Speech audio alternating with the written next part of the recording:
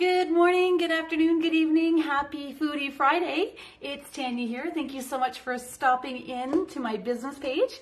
Today we are going to be doing some baking, and I want to let you know we're not talking business. We're only talking fun.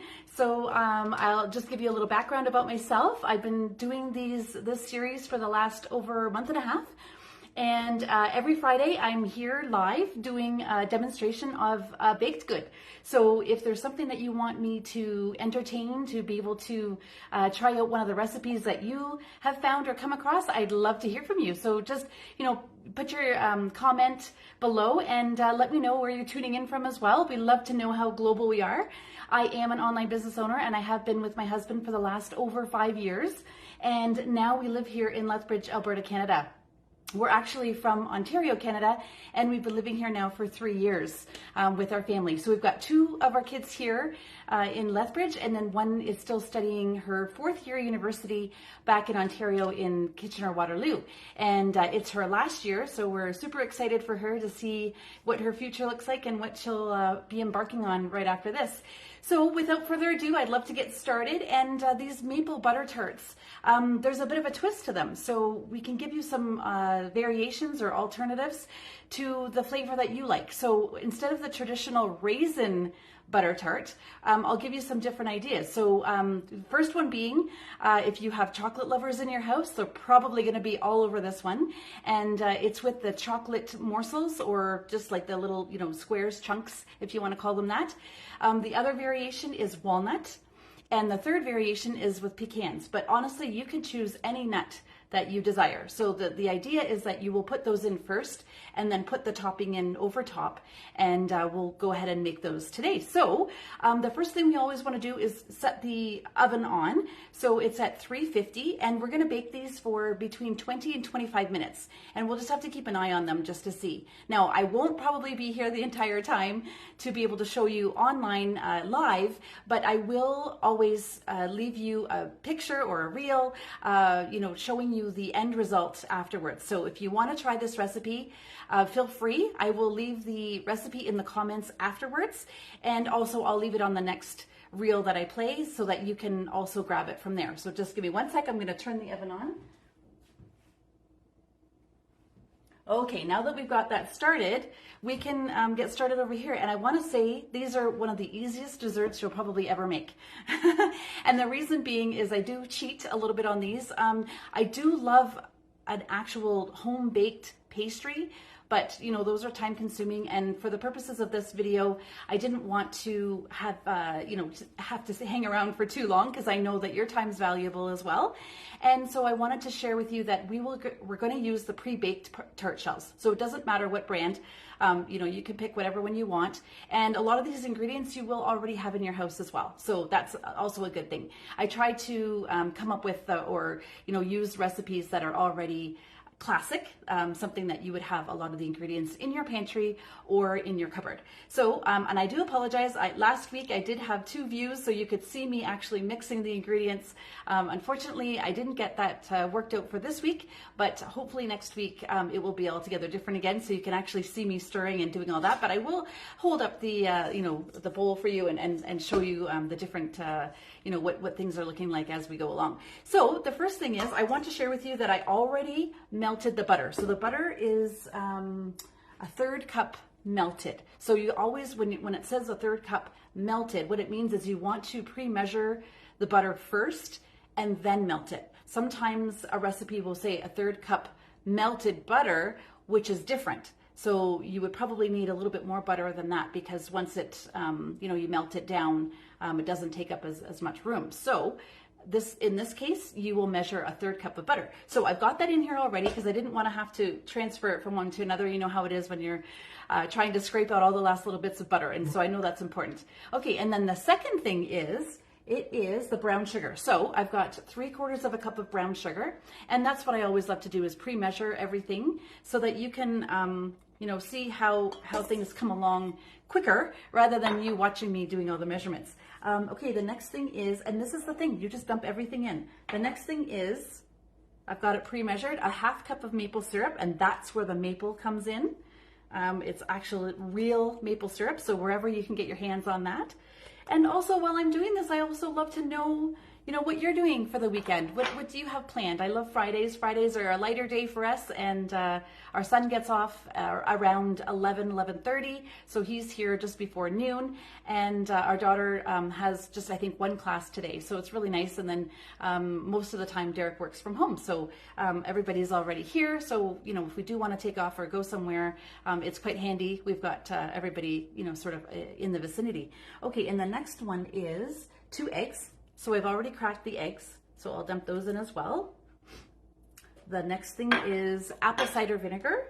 So it's only a tablespoon. So I've got the organic one. Whatever apple cider vinegar you have on hand is fine. We've got salt, which is a half teaspoon. So we'll dump that in as well. Okay, and after that, okay, so now we've got all the ingredients together. I'll just show you in the bowl. And I'm just going to take a whisk and whisk them all together. It's that easy. So we'll just get that going. And when you're putting in the toppings, like whatever extra ingredients you want to put them in the tart first so that you know how much room you actually have to be able to put this mixture in. So I'm just giving it a, sometimes the brown sugar can be in chunks, so I'm just making sure that they're reduced here so I can, you know, crush them down. What a beautiful day we're having here too.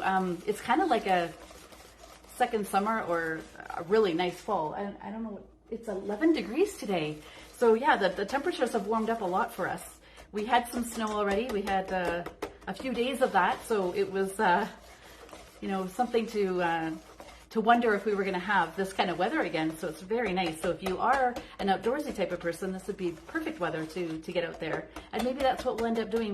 Maybe we'll go for a walk or go for a hike this weekend. We'll see how things go. We always want to check the weather and, you know, check our daughter's schedule. She also has a part-time job, so sometimes we go with or without her. So that's the unfortunate part about that. But you do what you do, and she's in college here in Lethbridge, and so she's actually at school right now, and then she has her part-time job. Okay, so I've got that all mixed, just so you can see what it looks like there. Okay, and then I've already, one step ahead as well, I have the tarts, so I'll grab those. Tart shells are all ready to go. I actually picked out 15. It says it makes 12 for this recipe, but I believe that is if you are using your own pastry. So I've got 3 extra here, just in case, you know, I have leftovers, then I can actually use up those last 3 tarts. So I'm going to start with the chocolate chunks because I know everybody in our family loves those. So I'll do a few with the chocolate, and I'm just going to place them in the bottom of the tart shell here. So I think, you know, at this point I might as well do 5 of each because I've got 15 and I've got, you know, 3 different flavors. So we'll do that. We'll do 5 of that. And it's your choice how much you want to actually put in as far as the nuts or as far as the chocolate goes. I'm just going to eyeball it. And that's one thing I love about this type of baking is you don't have to be that accurate when you're doing it. So right now I'm working on the pecans. And what I did was I just chopped them up. I had them, I usually store my nuts in the freezer. That's another hint for you. If you are someone that loves nuts, it's actually best practice to put them in the freezer. It keeps them longer and they don't go rancid as, you know, as quickly, or they don't go bad as quickly. So it's actually a good idea to do that. So I just took these out last night so that they would be cooled off at room temperature. And that's another thing, you want them to be at room temperature because if you have them cold, it's not going to cook as well, like they're not going to bake as well. So you know, good thing to have them at room temperature. Okay, and I'm almost done here.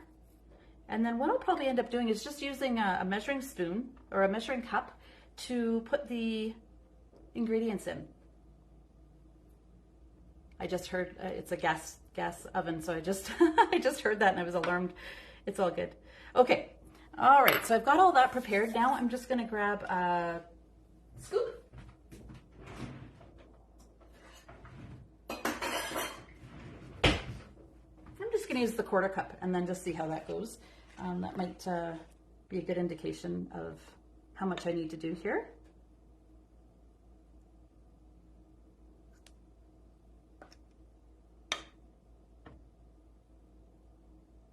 Okay. It can be a little tricky, just so you know, because it's got egg in it. So you'll notice some drips, here and there, but I would say wipe those off, before you scoop into the tart shell itself. And then you're good to go. All right, well, I am going to call it quits for now, because I've got another 12 that I've got to fill, and I know that you're probably, on a time constraint, so I do appreciate you dropping by. Thank you so much for joining me. I will share the recipe with you after, as I mentioned, and it will be in the comments. So please do enjoy. I love doing these things every Friday. And again, if you have a suggestion, please, write in the comments something that you would love for me to try out. And of course, we're coming up on Christmas season, so I would love to do some Christmas cookies coming up soon as well. So again, if you have a hint or if you have something that you would love for me to try out, please share that with me, and I'll definitely go back and check that out.